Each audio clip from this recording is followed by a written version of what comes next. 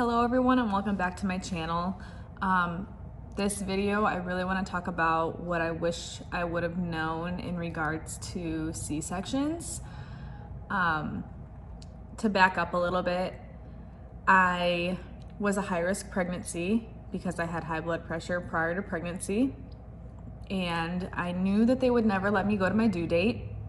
So I was induced at 39 weeks, and things were going okay during labor and delivery. However, I wasn't progressing. I only made it to 4 centimeters after being in labor for quite a few hours. And ultimately, I ended up getting an epidural, and then my baby's heart rate kept dropping significantly. And they kept monitoring me, seeing what the deal was, try to stop labor. Baby's heart rate kept dropping, and I still wasn't progressing after my contractions were super hard and one after the other, not quitting, which is why I got an epidural to begin with. So ultimately it ended up in a C-section because that was the safest route. I did go into labor with an open mind. I knew that it could end up in a C-section, and I had already mentally prepared myself for it, but I feel like I didn't quite do as much research as I wish I would have. I did a lot of research on vaginal births. I did a little bit on C-sections, and now thinking back, I wish I would have done a little bit more to prepare myself a little bit more. And that's kind of why I'm talking to you guys about it now, because I wish I would have known these things. When you have a C-section, you usually have an epidural. Sometimes they could do a spinal block, but since I had already had an epidural, we just went that route. It was quickest, easiest, and we just went ahead and did that.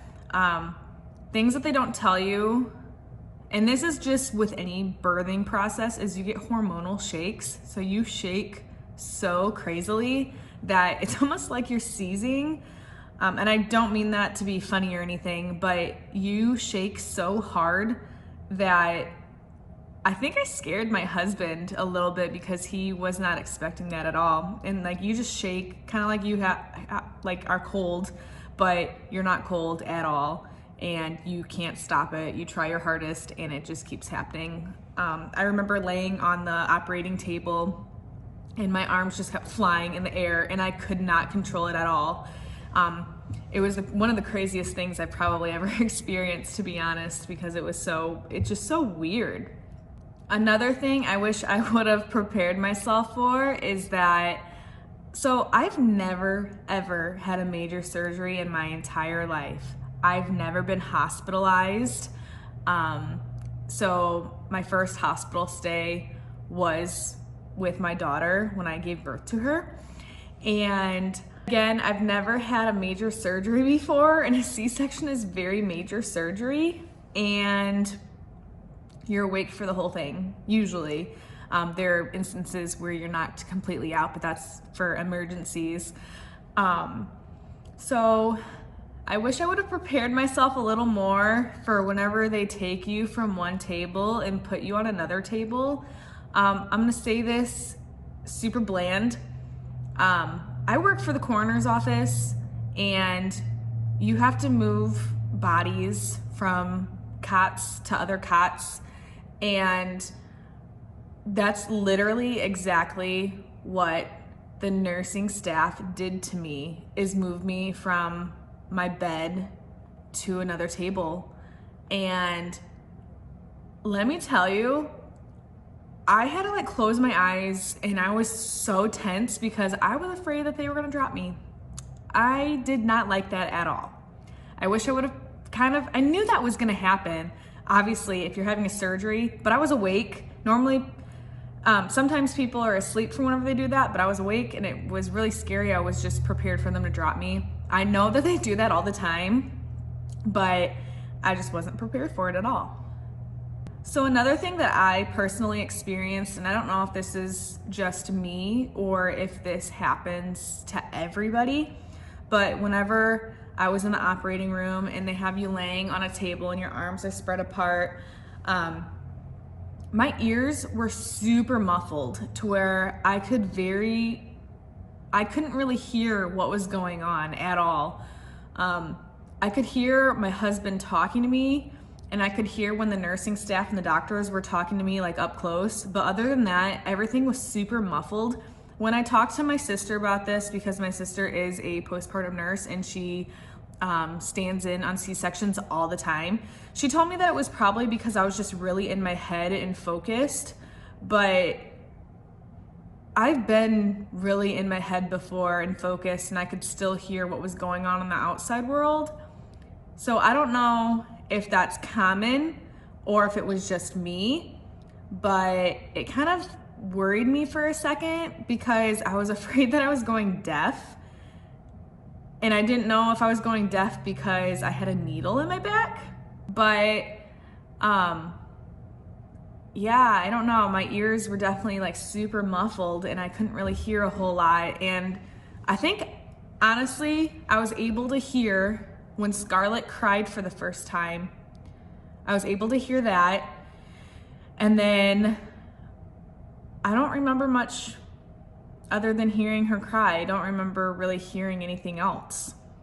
So another thing is right before you have a C-section is a lot of times they'll give you like an antiacid, and that's to help like soothe your stomach. My sister, right before I was taking it, she was like, now, like, don't throw it back, just like sip on it. And the reason why she told me to sip on it is because some people will throw up from it. I actually liked the antacid liquid stuff that they gave me. It tasted like sweet tarts, so I liked it.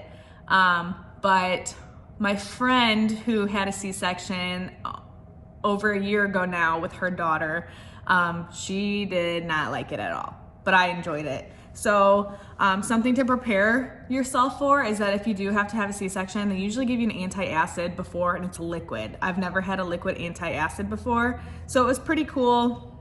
Pretty cool. It was different, definitely different, but I didn't hate it. I actually kind of liked the way it tasted.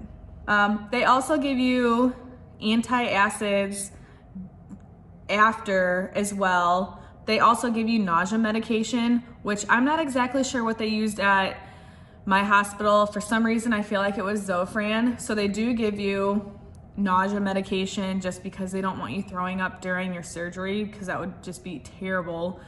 And I also had it after I had my daughter as well in recovery, because again, you just got stitched up and they don't want you to throw up. However, my friend, I don't think at the particular hospital she was at that she had Zofran or any nausea medication, because she did get sick. So just a fair warning that anytime you go under general anesthetic, so if you get like your epidurals or your spinal blocks, stuff like that, you can get sick from it. So just FYI, there is a possibility that you could get sick because of that stuff. And that's why they give you the antacids and the nausea medication. And if they're not giving you those medications, I would probably request it, especially if you know that you don't do well with anesthetics. So then another thing I wish I would have thought, and I don't know why I didn't think to do this, because I brought other medications with me. I should have thought to bring Tylenol and ibuprofen, because if you don't know this, you get charged like $1 or $2 for each pill that you get when you're in the hospital. Another thing that is a lifesaver, especially for, I think it's just might be good for anybody in general who just has a baby, is coldlace. Coldlace is a stool softener. They gave that to me while I was in the hospital as well. For those of you who's never had a baby before, I was always told that having your baby isn't the bad part. It's your first poop after you have your baby. Whenever you are pregnant, a lot of times is you can become constipated. And so I took coldlace throughout my whole pregnancy. So I was honestly pretty scared for the first poop after I had my baby. It actually wasn't that bad. Everybody had me all sorts of worried, and it really wasn't as bad as I thought. But I also had a C-section, so I don't know if it's because everything was good there. I don't know. But that wasn't horrible, but definitely I would tell you to be taking coldlace and make sure that you're taking it if your hospital's not giving it to you.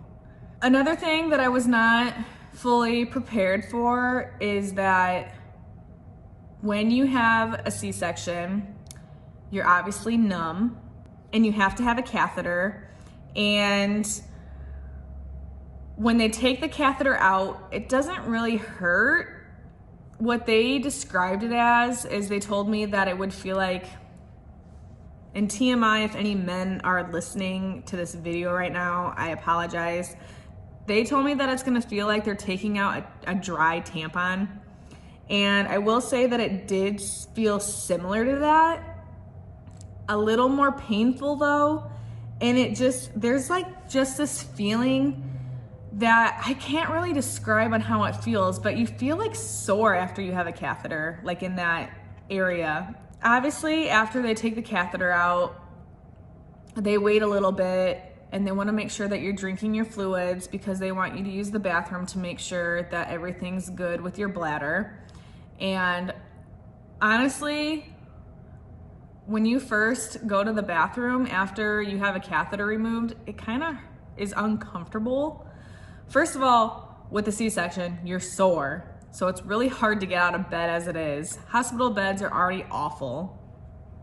So you try to get yourself out of bed and you gotta take it one step at a time. First, you get your legs over, then you sit for a little bit, and then you somehow, some way, with a nurse's help or your husband's help or whatever, you get yourself out of that bed, you hobble over to the bathroom, and you very lightly sit down and you have to pee. And if you don't, right off the bat, whenever they have you do it, it's not a big deal. But for me, I guess I did really well and I was able to use the bathroom right away without any complications.